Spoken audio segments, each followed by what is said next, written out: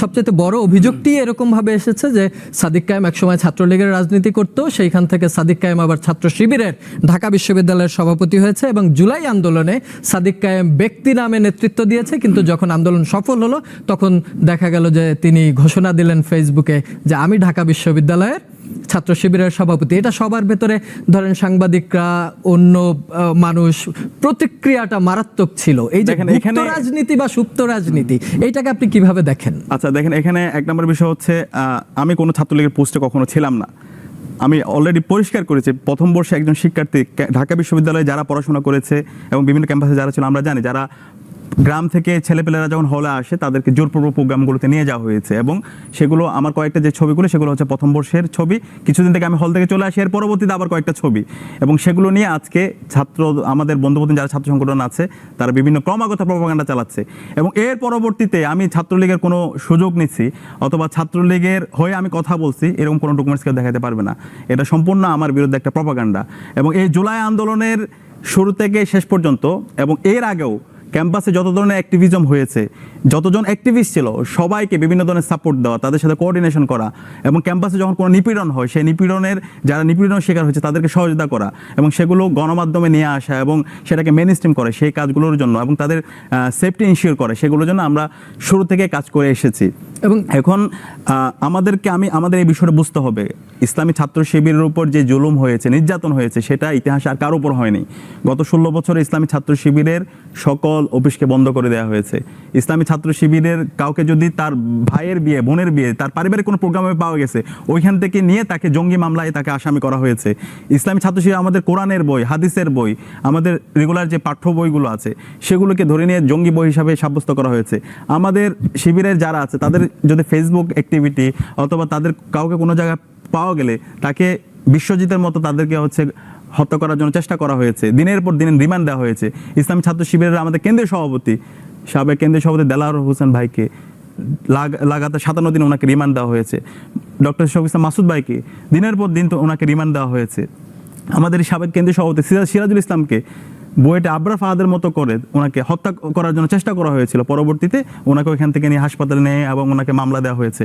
এভাবে সারা দেশে আমরা যদি দেখি, রাজশাহী বিশ্ববিদ্যালয়ে ইসলাম ছাত্র শিবিরের সেক্রেটারিকে, আমাদের নোমানি ভাইকে দিনে দুপুরে ছাত্রলীগের সন্ত্রাসীরা কুপিয়ে হত্যা করেছে। আমাদের চট্টগ্রাম বিশ্ববিদ্যালয়ে মুজাহিদ ভাইকে এবং অসংখ্য ভাইদেরকে ওইখানে দিনে দুপুরে হত্যা করেছে।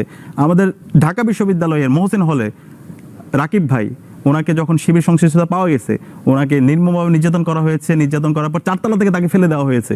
4 তলা থেকে ফেলে দেওয়ার পরে তার পা ভেঙে গেছে।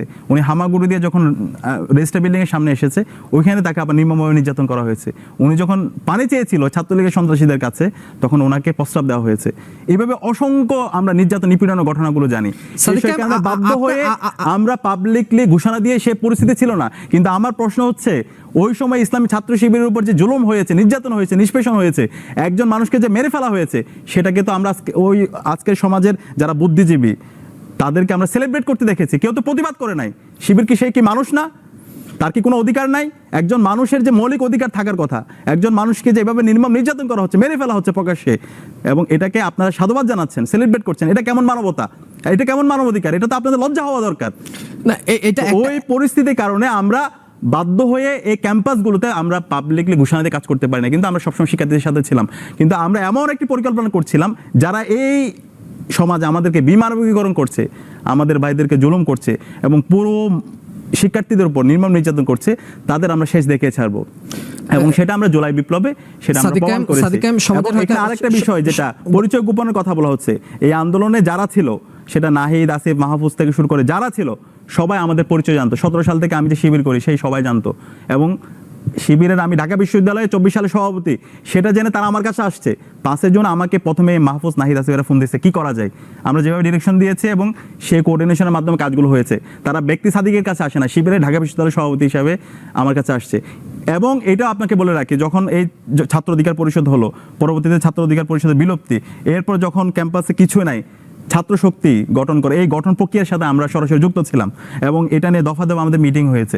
ছাত্র শক্তির প্রথম প্রোগ্রামে যেদিন হামলা হয় সেদিনে এই আসিফ মাহমুদ, আজকে যে উপদেষ্টা, ওনাকে আমি চাঙ্কারপুল থেকে নিয়ে যখন আক্তার ভর্তি ছিল গণস্বাস্থ্য হাসপাতালে, সেই আসিফ মাহমুদকে আমি নিজে বাইকে নিয়ে রাইড করে তাকে হচ্ছে হাসপাতালে নিয়ে গেছিলাম এবং সেখানে গিয়ে তাদের ট্রিটমেন্টের ব্যবস্থা করে সামগ্রিক খোঁজ খবর নেওয়া, এই সব কাজগুলো আমরা করেছি। এবং এটা সবাই জানতো, ইসলাম ছাত্র শিবিরের আমি বিশ্ববিদ্যালয়ের সভাপতি, সেক্রেটারি যখন যা ছিলাম একদম লম্বা সময় ধরে 17 সাল থেকে একদম 24 সাল পর্যন্ত সবাই সে আমার পরিচয় জানতো, আমার পরিচয় জেনে সবাই আমাদের সাথে কোঅর্ডিনেশন করে আমরা কাজ করেছি।